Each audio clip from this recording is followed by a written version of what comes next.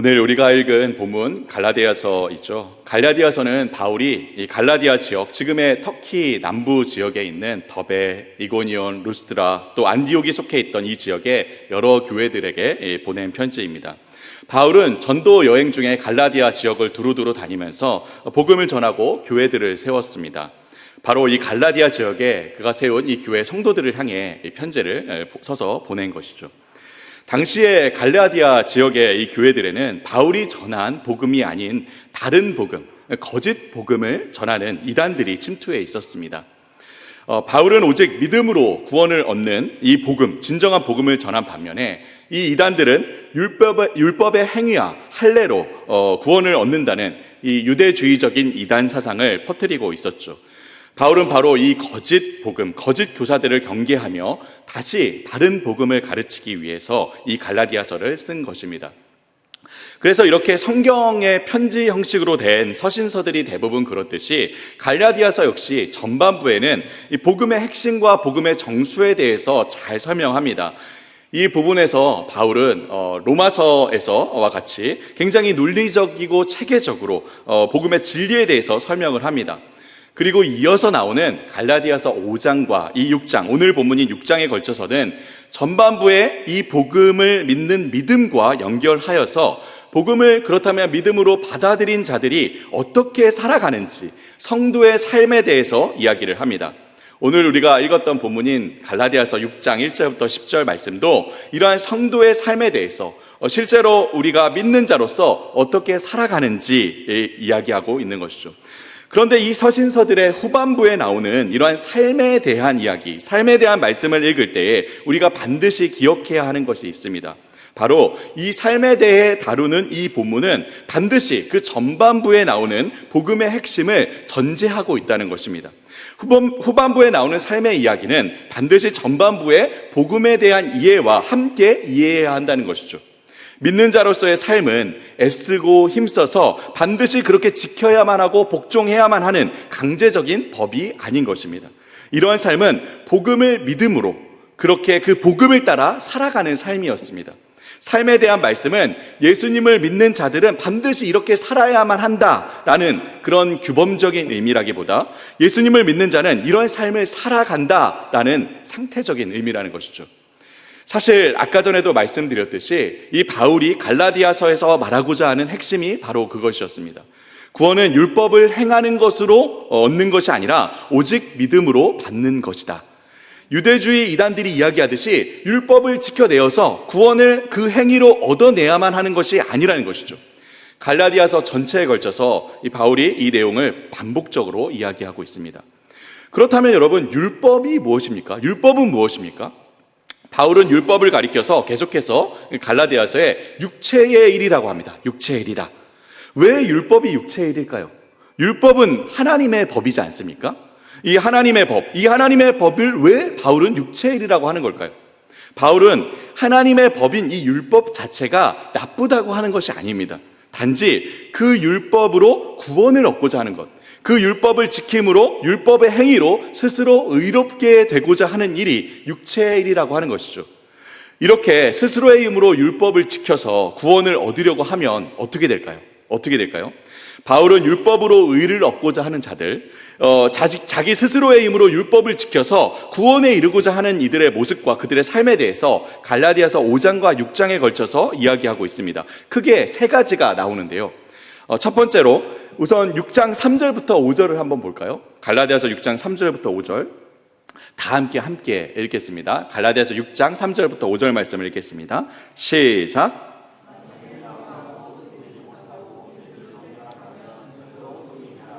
각자 자기의 일을 살피라. 그리하면 자랑할 것이 자기에게는 있어도 남에게는 있지 아니하리니 각각 자기의 짐을 질 것이라. 네, 바울은 각각 자기의 일을 살피라고 하면서 자랑할 것이 남에게 있지 않게 하라고 말을 하죠. 그럼 반대로 하면 자랑할 것이 남에게 있는 자들이 있다는 것이죠. 자랑할 것이 남에게 있다. 여러분, 이게 무슨 의미입니까? 자랑할 것이 남에게 있다? 쉽게 설명하자면 한마디로 비교한다는 겁니다. 비교한다. 남과 비교해서 자기의 의를 찾고 그것을 자기의 자랑으로 삼는다는 것이죠. 율법을 지켜서 의를 얻고자 하는 사람은 결국 한 가지 결론에 이르릅니다. 바로 절대로 그렇게 할 수 없다는 거예요. 절대로 그렇게 할 수 없다. 여러분, 율법은 단지 인간들이 만든 어떤 기준이나 법이 아니죠. 율법은 하나님의 법이고 하나님의 기준입니다. 이 절대적으로 선하시고 의로우신 하나님의 그 앞에서, 그 본성 안에 죄성을 가진 인간이 어떻게 스스로의 힘으로 그 기준, 하나님의 기준 안에 들 수 있겠습니까? 성경은 절대로 그럴 수 없다라고 얘기하죠. 그래서 바울도 로마서 3장 20절에 뭐라고 얘기합니까? 율법의 행위로 그의 앞에, 이 하나님 앞에 의롭다 하심을 얻을 육체가 있느냐? 육체가 있느냐? 없다. 아무도 그럴 수 없다라고 분명히 이야기합니다. 그렇기 때문에 이 율법 앞에서 철저하게 무기력한 자신을 발견한 사람은 두 가지 다른 반응을 보이게 되죠. 하나는 철저하게 회개하고 전적으로 하나님께 의지하여서 오직 하나님의 은혜를 구하는 것이죠. 반면 다른 하나는 아까 전에 이야기했던 바로 그 모습입니다. 무엇이죠? 뭐라고 했습니까? 비교하는 겁니다. 비교하는 것. 절대적인 기준, 이 하나님의 기준 안에는 결코 들 수 없으니까 다른 사람들과 비교해서 그래도 나는 쟤 같지는 않다. 쟤 같지는 않다라고 그렇게 얘기하는 것이죠. 자기의 연약함은 철저히 감추고 스스로를 속이고 기만한 채 그래도 쟤네들보다는, 다른 이들보다는 내가 좀 더 나은 것을 자기 의로 삼고 자신의 공로로 삼아 자랑하는 것입니다. 여러분, 딱 이러한 자들이 있었죠. 누가 그러했습니까? 예수님 시대에 바리새인들, 율법사들, 서기관들. 그렇죠? 그래도 나는 저 세리들 같지는 않다고, 저 죄인들 같지 않은 것을 감사한다고 말하며 스스로를 의롭게 여기지 않았습니까? 하지만 예수님께서는 그들을 향해 뭐라고 말씀하십니까? 회칠한 무덤이다. 회칠한 무덤이다. 겉으로는 회칠한 무덤처럼 깨끗해 보이고 그 행위로는 의롭게 보일지 모르지만 그 마음속에는 온갖 탐욕과 자기중심성, 악한 생각들을 숨기고 있다는 것이죠. 오늘 말씀에서 바울 역시 동일하게 이야기합니다. 여러분, 한번 4절을 보십시오. 그렇게 다른 이들과 비교하여 자랑거리를 찾지 말고 어떻게 하라고 하죠? 하나님 앞에서, 그분의 기준 앞에서 자신을 살피라고 합니다. 하나님 앞에서 자신을 살펴라. 또 7절에서 뭐라고 합니까? 7절에서 스스로 속이지 마라. 스스로 기만하지 마라. 하나님은 업신여김을 받지 아니하시나니 사람이 무엇으로 심든지 그대로 거두리라. 스스로 속이지 말라고 하죠. 자기 기만하지 말라는 거예요. 너도 스스로, 네 스스로 하나님의 기준 앞에, 기준에 자기 힘으로 결코 설 수 없다는 것을, 그 자기 힘으로 절대 이루어질 수 없다는 것을 뻔히 알면서 안 그런 척 스스로 속이지 말라는 것이죠. 또 뭐라고 합니까? 그건 자기를 기만할 뿐 아니라 어떤 일이라고요? 하나님을 업신여기는 일이라고 합니다. 영어로는 mocking God. 하나님을 조롱하는 일이라는 것이죠. 하나님께서도 뻔히 아시는데, 그 마음속 깊은 곳까지 뻔히 뚫어보시는데 안 그런 척, 의로운 척, 깨끗한 척, 거룩한 척 하는 그 모습은 자기 자신을 기만할 뿐만 아니라 하나님을 조롱하는 일이라는 거예요. 조롱한 일이다. 자, 첫 번째로 스스로의 힘으로 이렇게 율법을 지켜 의를 얻으려고 하는 자들 어떻게 한다고 했죠? 비교한다고 했습니다. 자, 두 번째로 바울은 율법으로 의를 얻으려는 자, 절대적 의의 기준에는 들 수 없으니 상대적으로라도 스스로를 속이고 의로워지려고 하는 자들이 두 번째로 시기하고 분쟁을 일으킨다라고 얘기합니다. 시기하고 분쟁을 일으킨다. 첫째, 비교한다. 둘째, 분쟁을 일으키고 시기한다. 5장 15절에 한번 보시기 바랍니다. 뭐라고 얘기합니까? 오늘 본문 아니지만 갈라디아서 5장 15절. 서로를 물고 먹으면 피차 멸망할까 조심하라. 서로를 물고 먹는다라고 하죠. 되게 재미있는 표현이죠. 서로 물어뜯고 잡아 끌어내린다는 겁니다. 또 여러분 5장 19절, 21절, 26절에 바울이 반복해서 얘기하죠. 이들이 서로를 시기하고 분쟁을 일으킨다라고 이야기합니다. 어찌 보면 당연한 일입니다. 상대적인 의를 추구하기 때문에 자신의 약점에 대해서는 철저하게 감추고 기만해야 하며 다른 이들의 실수와 약점에 대해서는 어떻게 해야 하죠? 어떻게든 드러내고 물어뜯어야 하는 것이죠. 결국 마지막으로 바울은 이들이 무엇을 얻게 될 거라고 이야기합니까? 5장 26절에 결국 이들이 헛된 영광을 구하고 있다고 하죠. 또 6장 8절에 이처럼 육체로 심는 자들이 결국 거둘 것은 썩어질 것이다 라고 얘기합니다. 썩어질 것이다. 아무리 스스로를 속이고 기만하고 다른 이들과 비교해서 서로를 물어 뜯어봤자, 그래서 어떻게든 자기의 공로를 내세우고 자랑해봤자 결국 얻을 것은 아무것도 없다.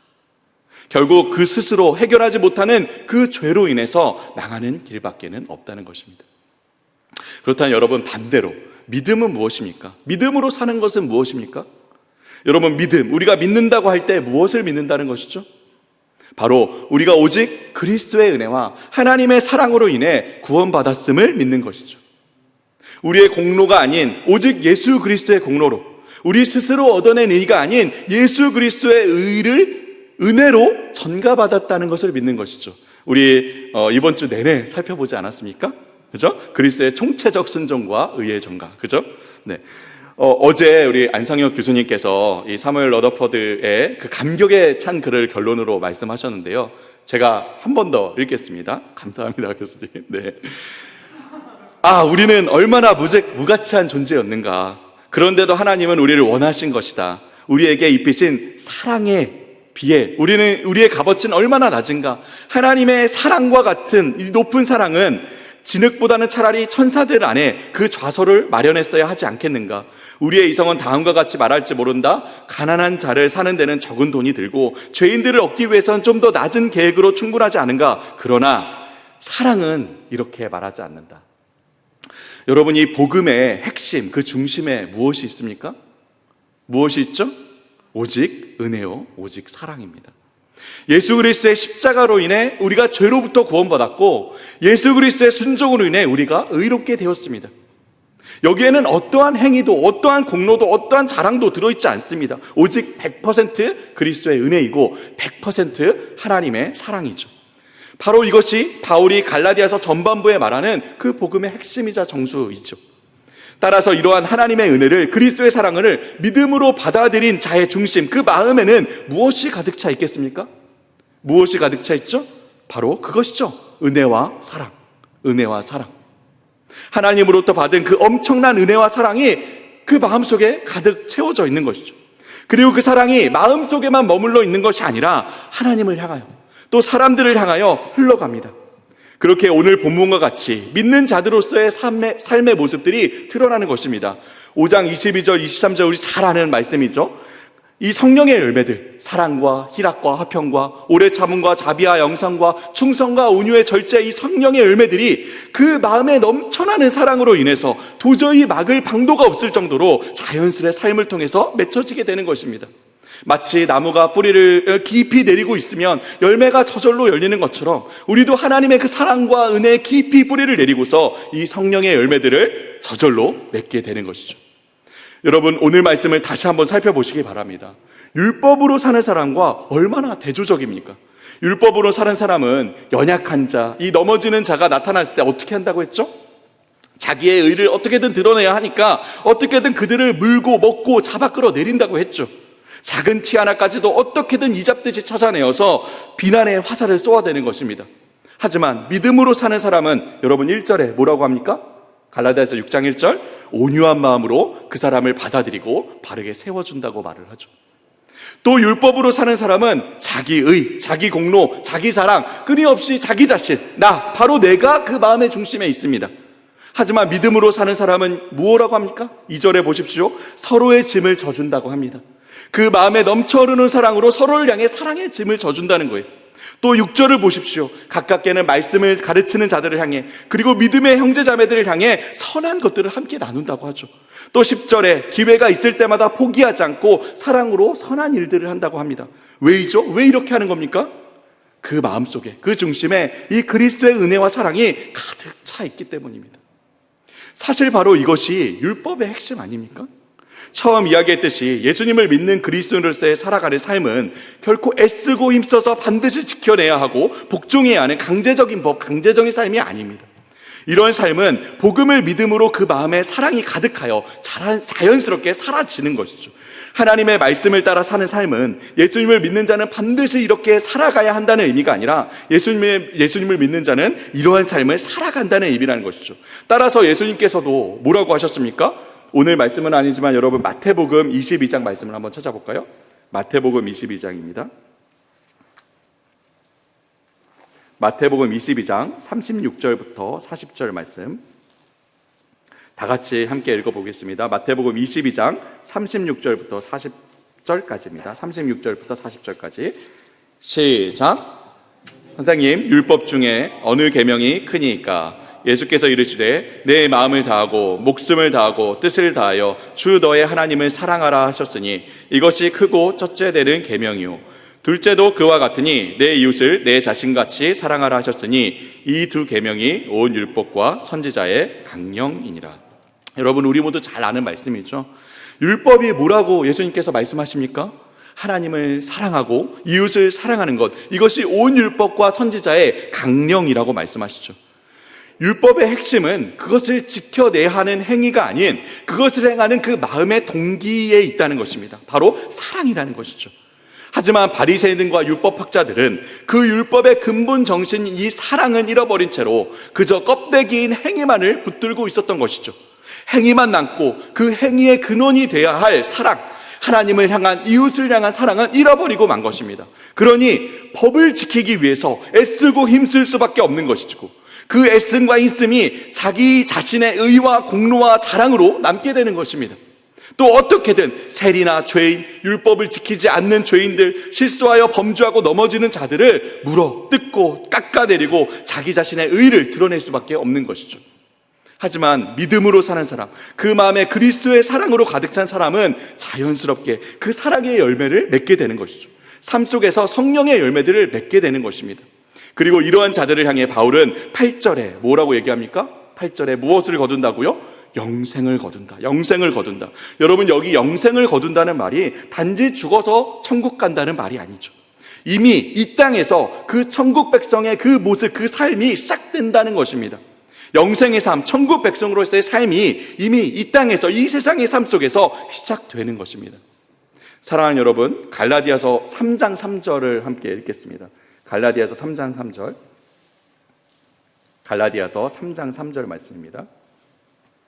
다 같이 한번 읽어볼까요? 갈라디아서 3장 3절 시작. 어리석으냐? 네, 바울은 갈라디아서의 이 복음에 대한 내용과 삶에 대한 내용 사이의 이 중간에서 이 갈라디아 성도들을 향해 가슴을 치며 이야기하는 겁니다. 가슴을 치며. 여러분, 이 절절한 바울의 이 절규 외침이 들리십니까? 성령으로 시작하였다가 육체로 마치겠느냐? 어떻게 어리석게도 성령으로 시작하였는데 육체로 마치겠느냐? 우리 모두 하나님의 사랑으로, 그리스도의 은혜로, 성령의 중생하시도록 하신 역사로 예수 그리스도를 믿고 그리스도의 의를 받았죠. 오직 은혜로, 오직 사랑으로 죄로부터 구원받고 의인이라 칭함을 받았습니다. 그런데 만약 우리가 다시 그 사랑을 잊고 행위만 남게 된다면, 우리 마음에 사랑은 온데간데 없고 형식만이 남게 된다면 성령으로 시작하였다가 육체로 마치겠느냐? 어리석게도 성령으로 시작하였다가 육체로 마치게 되는 것이죠. 여러분, 정말 놀랍지 않습니까? 이 성경은 세상 사람들과 같이 자기 욕심을 따라서 육체의 쾌락을 추구하며 세속적인 삶을 사는 것도 육체로 사는 삶이지만, 아무리 거룩하고 이롭게 살아도 일주일 내내 새벽 기도를 하고 매일 성경을 읽고 모든 예배에 빠지지 않고 여러 봉사들을 하고 많은 헌금을 드려도, 심지어 우리처럼 평생을 하나님을 위해 살겠다고, 영혼들을 섬기고 교회를 세우겠다고 이 신학교에 와서 분투하며 지사충성 공부를 해도 만약 그것이 사랑으로 하는 것이 아니라면, 결국 나의 자아를 실현하고 나의 의를 세우고자 하는 것이라면 그건 역시 육체의 일이라고 하는 것입니다. 육체의 일이다.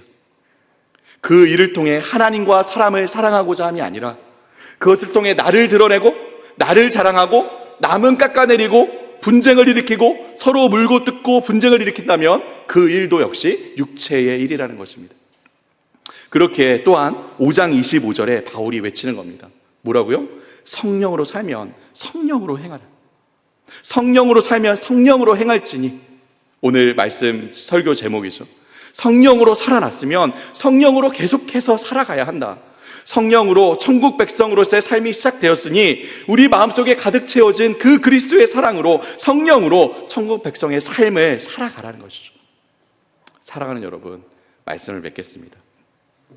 그리스도인을 가리켜서 다른 말로 성도라고 하죠. 성도. 우리 목회자이자 목회자가 될 사람들도 먼저는 성도입니다. 그렇죠? 우리도 성도이죠. 거룩한 무리, 성도라는 의미죠. 그런데 여러분, 이 성도라는 단어가 어떻게 처음 시작되었는지 아십니까? 여러분 다 아시죠? 놀라운 것은 이 호칭을 처음 사용한 사람들이 그리스도인들이 아니라 바로 유교인들이었다는 것입니다. 유교인들. 100년 전에 기독교가 이제 막 우리 한국 땅에 뿌리를 내리고 자라갈 때였습니다. 그때 전염병이 한 번 돌면 한 마을에 수십 명씩 수백 명씩 이렇게 죽어나가곤 했죠. 또 그렇게 죽은 사람은 장례도 치러지지 못한 채 버려질 수밖에 없었습니다. 왜요? 병이 옮을까 봐 두려우니까 가족들조차도 어떻게 할 수 없었기 때문이죠. 여러분, 오늘 우리의 상황과도 비슷하지 않습니까? 물론 코로나로 인해서 여러 사람들이 죽은 것은 아니죠. 가족들을 많이 잃은 것은 아니지만 이 코로나로 인해 얼마나 많은 사람들의 일상이 무너지고 이 생계를 잃고 생업을 잃고 절망 속에 살아가고 있습니까? 자, 그런데 언제부터인가 밤만 되면 이 연병으로 죽어 썩어가는 송장을 누군가 장례를 치러준다는 이 소문이 돌기 시작했습니다. 이상하다고 여긴 사람들이 밤에 가서 살펴보니까 바로 당시에 야소교라고 불리던 그 그리스도인들이 이렇게 가족들도 돌아보지 않고 버려진 이 송장을 손수 장례를 치러주고 있다는 것을 알게 되었습니다. 바로 이때부터 이 유교를 믿는 사람들이 그리스도인들을 향해서 성도, 거룩한 무리라는 호칭을 지어주어서 불렀다고 합니다. 처음에는 제사를 드리지 않는다고 인류를 파괴하는 일이라고 오해를 받고 그렇게 욕을 먹었던 그리스도인들이 그들의 사랑의 행실로 인해서 거룩한 이들이라고 불리게 된 것입니다. 사랑하는 여러분, 성도 여러분, 네. 우리는 이런 이야기들을 많이 기억하고 있죠. 길선주 목사님의 이야기, 손양호 목사님의 이야기, 주기철 목사님의 이야기, 우리의 스승 박윤선 박사님 이야기, 그 외에도 수많은 우리의 신앙의 선배들의 이야기, 거룩한 성도들의 이야기. 한국 땅에 처음 복음이 전해졌을 때 우리 선배들이 갖고 있었던 아름다운 믿음의 삶의 이야기들, 우리는 수없이 많이 기억하고 있습니다. 복음, 그 형언할 수 없는 그 사랑과 은혜를 마음에 간직하였기에 복음을 이 믿음으로 사랑과 은혜의 삶을 살아간 이야기들, 예수님을 믿지 않는 사람들조차도 그들을 향해서 거룩한 이들이다, 거룩한 무리들이다 부를 수밖에 없었던 우리 선배들의 삶을 우리는 기억하고 있습니다. 11월부터 위드 코로나가 시작되었죠. 이 코로나 시대, 이 사태가 끝나가는 이때에 지금 우리 성도들은, 우리 교회의 현주소는 어디에 있습니까? 겉으로는 깨끗하고 거룩하고 다르다고 하지만 서로 비교하며 다투고 손에 쥔 것 놓지 못해 움켜잡고서 다툼과 싸움을 일삼고 있지는 않습니까? 바울의 그 절절한 외침, 성령으로 시작하였다가 육체로 마치겠느냐, 어리석게도 성령으로 시작하였다가 육체로 마치겠느냐, 이 외침이 오늘 우리를 향해 있지는 않습니까? 에드먼드 클라우니가 쓴 교회라는 책에 보면 이런 내용이 나옵니다. 교회에 대한 세상의 비판이 최고조에 달한 바로 그 순간이 이 세상이 가장 공고한 때이다. 오늘날 교회를 향한 이토록 날카로운 세상의 시선과 이 비판의 소리는 정말 공고하고 절망스러운 이때를 살아가고 있는 이 프란시스 셰퍼가 묘사하듯이 그 절망선 밑에서 발버둥치고 몸부림치고 있는 이 세상의 간절한 절규일지도 모르겠습니다. 사랑하는 우리 합신 성도 여러분, 성령으로 시작된 교회, 하나님의 사랑으로 그리스도의 은혜로 시작되었던 우리 교회가 끝까지 성령으로 살아가기를 바랍니다. 그 처음 사랑과 은혜를 다 잃고 껍데기만 형식만 붙들고 있지 않기를 바랍니다. 우리 선배들의 신앙을 본받아 날마다 그 사랑과 은혜를 기억하며 믿음의 삶, 사랑과 은혜가 넘쳐흐르는 성도의 삶을 살아내기를 간절히 기도합니다. 그 사랑으로 우리가 머무는 그 자리, 가장 가까운 함께하는 사람들로부터 어두운 가운데 빛을 발하는 우리가 되기를, 금지할 법이 없는 이 성령의 열매들, 사랑과 희락과 합함과 오래 참음과 자비와 양상과 충성과 온유와 절제의 열매들을 가득 맺는 우리가 되기를 주님의 이름으로 축복합니다. 함께 기도하겠습니다. 살아계신 하나님, 참 감사합니다. 이번 한 주간 내내 우리로 하나님의 그 깊은 사랑과 그리스도의 그 지극한 은혜를 알아가게 하시니 감사합니다. 또 우리 마음에 이 복음을 품고 어제 태수회를 통해 함께하는 소중한 동기들과 풍성한 사랑의 교제를 나누게 하셨을 뿐만 아니라 우리를 반대하는 이들을 향해서도 온유함과 사랑을 잃지 않게 하시니 감사합니다. 이처럼 우리 합신이 절망 가운데 좌절하며 몸부림치는 이 세상의 절규에 귀 기울이고 사랑의 빛을 비추는 성도요, 또 사랑의 짐을 지는 교회를 이루어가도록 역사하여 주시옵소서. 성령으로 살았으니 성령으로 살아가는, 복음을 품고 복음을 살아내는 우리 모두가 되도록 역사하여 주시옵소서. 살아계신 예수 그리스도 이름으로 기도합니다.